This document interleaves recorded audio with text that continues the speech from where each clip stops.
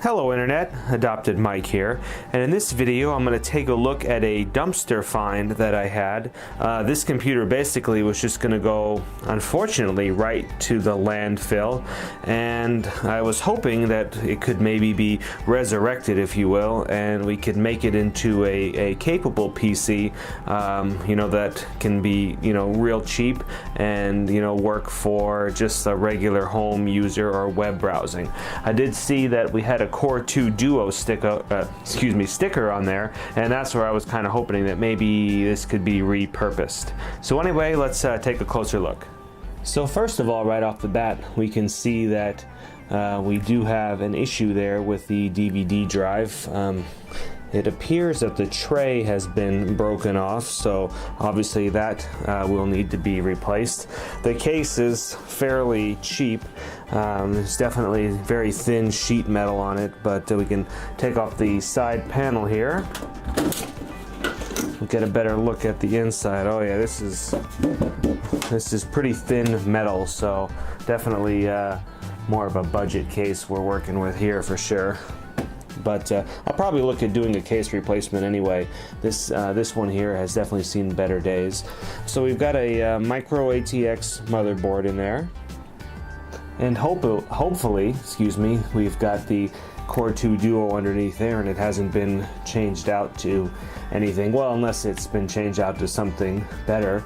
Moving along, we can see, okay, so we got an IDE DVD drive, so we'll definitely be replacing that. In fact, it might only be a CD drive, but anyway, we'll be replacing that with a newer SATA drive. And I can see here that the hard drive actually isn't even hooked up, so I wonder if maybe it was removed and wiped or something. But looks like we've got 160 gigabyte hard drive is what it looks like, and we've got one RAM stick.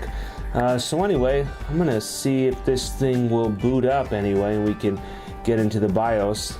Probably just connect the hard drive here like so, and now I'm gonna go ahead and I've got it all plugged in, so let's power it on and see what we've got here.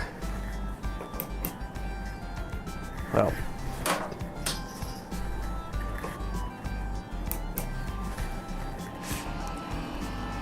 whoa. Well, first of all, we definitely have a bad fan.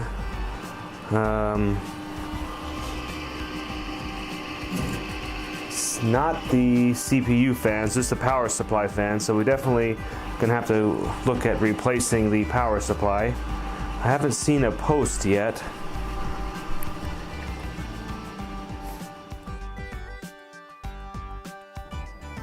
Alright, so here's a pro tip. You can only see what the monitor says when you have the monitor on the correct input. So now that I've got it on the correct input, first of all, the fan quieted down, but I still think it probably needs to be replaced in the power supply. But anyway, so we've got the Core 2 Duo, so it's an E8500, which is much better than I was expecting actually. So we've got 3.1 gigahertz, so I feel pretty good about that.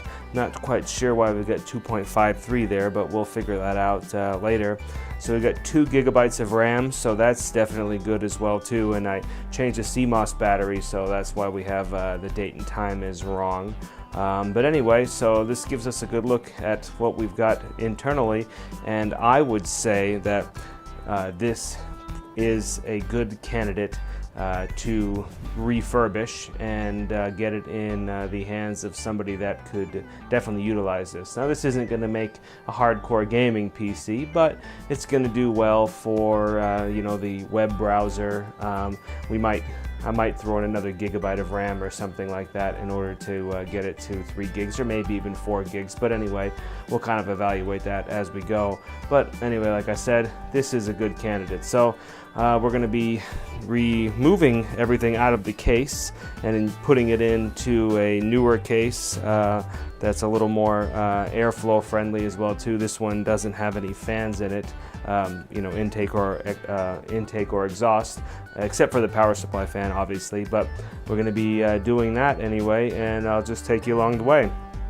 Alright, let's get started. So fast forward, and here we are. this is what came out of the case. That was usable anyway.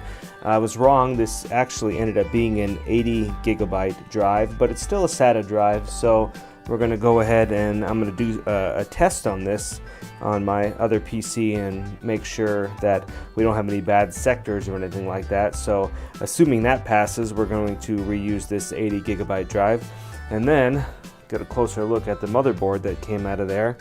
So we're going to definitely obviously be reusing this. Got the stock heatsink and fan, which is going to be just fine, but this is P5GC-MX-1333 from ASUS. So ASUS usually makes pretty good motherboards in my opinion and my experience, so I feel like we've got a good backbone here. Obviously we'll do some testing on it before I sell it to a customer, and then the new parts going in, we're going to be replacing the DVD drive because obviously the other one was broken.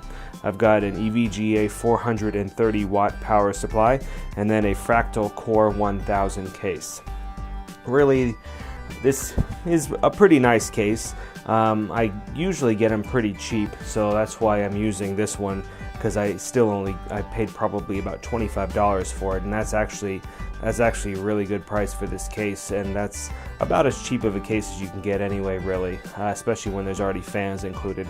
The only thing, we've got a USB 3.0 port on here. We're definitely not going to be able to utilize that because I don't plan on installing USB 3.0 card in the motherboard, but it's still on here, so I'll just make that a USB 2.0 port with a converter.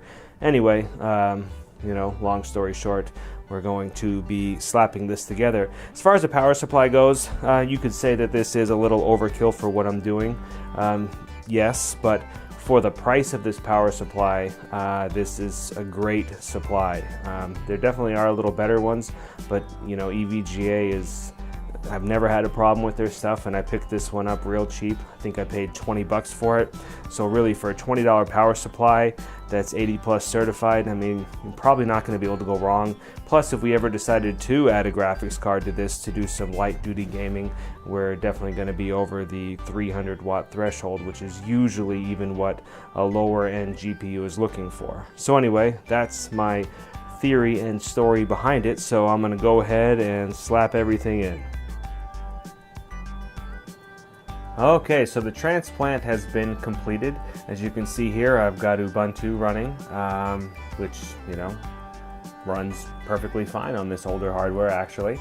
And now we can take a look over here at the PC, and you can see we've got everything in the Core 1000. So anyway, let's take a look at the innards there, and we'll see how it turned out. Okay, so here's a look at the inside. As you can see, everything is all nice and pretty. We've got the hard drive there. It completely checked out. No errors in reading or writing to any of the sectors, so that's awesome. We've got the new power supply in there, and obviously the board. I did do a new shot of thermal paste on it, and the stuff that was there was kind of old. Obviously the system was probably built around 2006, 2007 maybe, I'm guessing. So yeah, that thermal compound was likely original, so we did change that. But anyway, yeah, boom, here we are. So basically, I've taken an old dumpster PC and resurrected it and added some new life, and now I can make a very affordable computer for somebody that is just going to be using it for basic tasks like web browsing and whatnot. We could have put Windows 7 on it, but I mean, I felt like it was an unnecessary additional, probably $80 or so to put Windows 7. So I figured, I'll leave it up to the potential client. If they wish, I can, install Windows 7, obviously. But for, the purpose here, we're just going to attempt to sell it with Ubuntu and make somebody a smoking deal on it. So anyway, that wraps up this video, and hopefully it gives people some ideas on what you can do with some of the aging hardware, and for relatively cheap. I mean, this would have gone in the landfill, basically, and now we're going to put it on somebody's desk, hopefully. So anyway, as always, thank you for watching.